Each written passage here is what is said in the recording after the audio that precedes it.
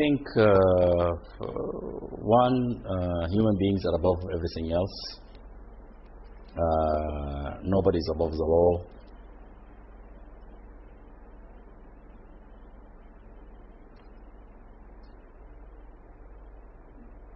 Human rights and safety of the internally displaced person should be a priority. The law enforcement organs should operate and reestablish themselves first, and to make returns sustainable so that people do not move again in search of housing or in search of food or in search of jobs. There should be a sustainable return. So you see Sri Lanka as sort of an example to these three, or is it something you need to learn? I think it's something you still have to work on. When we see the return, we've seen it in the East. You have a very good example. That set an example for a lot of other countries. But let's see in the North if that can be the case, and some lessons can be learned from the East. And then, do you have any evidence or any data or numbers to say that there are children being abducted by paramilitary groups from these camps? We were not able to find evidence of that, but we cannot deny it either. So we still have to search, and we still have to put the government on notice that there could be something like that happening, and they have to find out. This is with regard to children? With regard to children or anybody else who's being taken from the camps, yeah.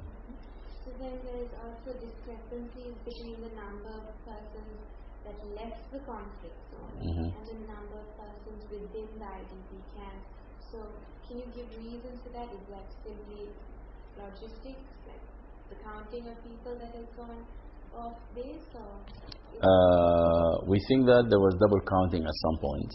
That's why the number of people is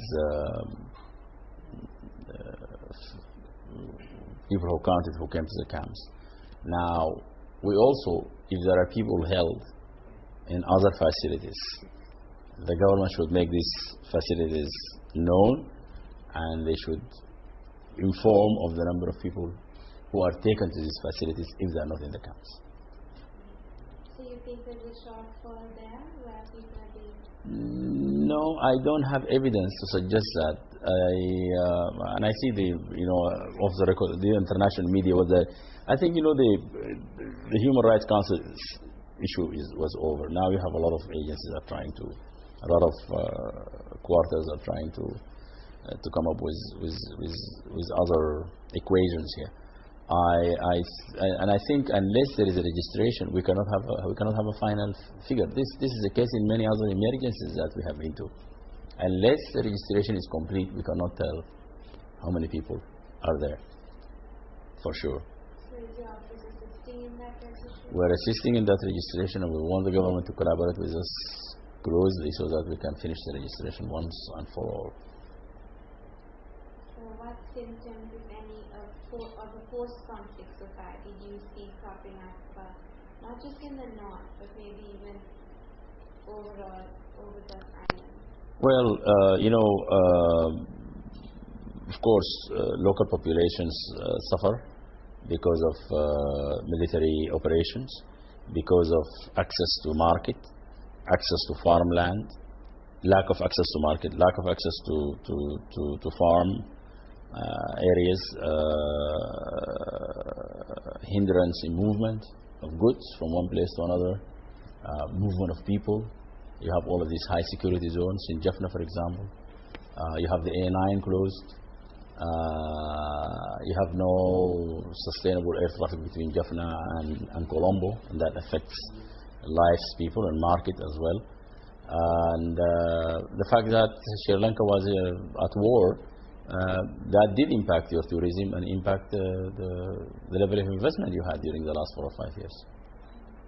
So in terms of society, though, people's views, maybe how they interact with each other, if you can just tell me what you think on that. There will be a need to work on healing the wounds in reconciliation, devolution of power, and equal representation. You know,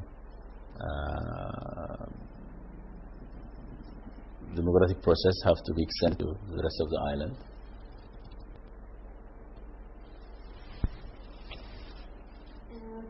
I think about a week ago, the Australian Foreign Minister had said that he's concerned a lot of Sri Lankan, because of the Sri Lankan conflict, there would be a lot of people seeking refuge in Australia. So what is your view on that?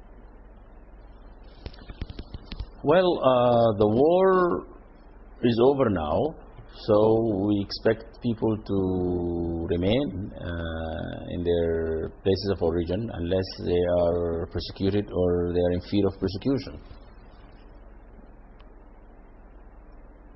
And what fate can those Tamils overseas who have not been granted refugee status by the UNHCR expect now that the conflict is over?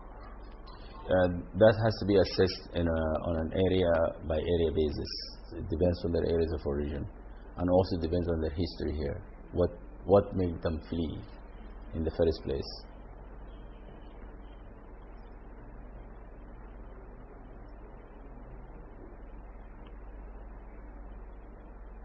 Also, something a bit beyond our shows is there are 55 Sri Lankans in Aceh that have fled, and they were supposedly on their way to Australia, but their boat had sunk, so now they're in Aceh, and they have asked to meet with the UNHCR. So if you can give me any info on that. I'm afraid that will not be my area of competence. Our office in Indonesia, in coordination with our office in Australia, will handle that. So for me here, they're far away from me. I already have a lot. Too much to do. Is there anything you'd like to add in closing? Well, in closing, I would say we should have full support of the government to allow us to assist in stabilizing the conditions in the camps. We should have worked together in a speedy manner